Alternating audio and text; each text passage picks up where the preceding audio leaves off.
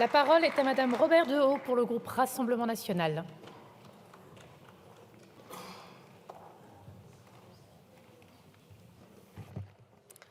Merci Madame la Présidente. Madame la Ministre, Monsieur le Président de la Commission, Madame le rapporteur. Mardi soir, pendant plus de 2 heures, l'audiovisuel public a été kidnappé par Emmanuel Macron, qui s'est lancé dans une énième représentation théâtrale jupitérienne. Nous avons appris à quel point il avait agi au bénéfice des Français, même si tous les indicateurs sont au rouge. Pouvoir d'achat, services publics, dette record, insécurité et immigration grandissante. Ce matin, nous sommes pourtant réunis pour discuter d'un texte voulant pallier l'inaction gouvernementale.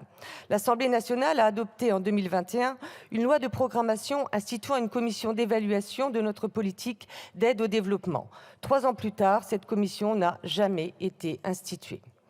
La politique d'aide française au développement, qui coûte chaque année plusieurs milliards d'euros aux contribuables français, au bénéfice des pays en développement, ne mérite sans doute pas l'attention de notre président.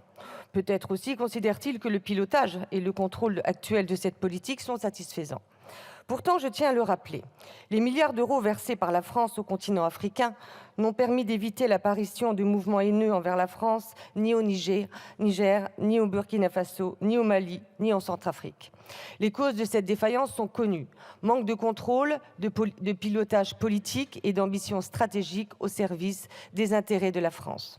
Aujourd'hui, la dimension stratégique de l'aide française est entre les mains des ministères, mais dans les faits, la baisse des effectifs et des moyens du ministère des Affaires étrangères a entraîné sa dépendance face à la puissance de l'Agence française de développement, que ce soit en termes budgétaires et d'expertise, avec les résultats que l'on connaît et que j'ai rappelés plus haut. Comme symbole de cette volonté présidentielle d'enterrer toute politique diplomatique ambitieuse, la France est depuis 2022 le seul grand pays occidental avec une vision tendant à supprimer les diplomates de carrière. Une histoire de plusieurs siècles s'est ainsi achevée par le biais du prince. À l'inverse, nous soutenons que les ambassadeurs doivent être bien plus impliqués dans la gestion et l'attribution de l'aide française. Associer un corps diplomatique de carrière au contact direct des pays bénéficiaires nous permettrait de mieux appréhender les aspects culturels, de ménager la susceptibilité de nos partenaires quant à l'intention qu'ils dénoncent dans notre volonté d'exporter nos valeurs et notre modèle politique. De plus, plusieurs milliards d'euros de la France sont dilués dans une politique européenne de développement sur laquelle nous n'avons aucun contrôle. Cette proposition de loi entend donc modifier la loi de 2021 pour préciser les objectifs de cette commission et la placer auprès du ministère des Affaires étrangères plutôt qu'auprès de la Cour des comptes. Nous partageons cette vision, mais cela nous paraît encore insuffisant. L'effort demandé aux finances publiques doit être accompagné de véritables garanties afin de minimiser le gâchis de fonds publics et d'assurer que l'aide répond aux priorités stratégiques de la France. Nous plaidons pour que l'aide française devienne un véritable levier politique au service des intérêts français sur son sol et à l'étranger. Notre politique d'aide au développement, je le répète, doit être évaluée sous le prisme de l'intérêt français. C'est avant tout l'argent des Français et nous devons être garants de son usage.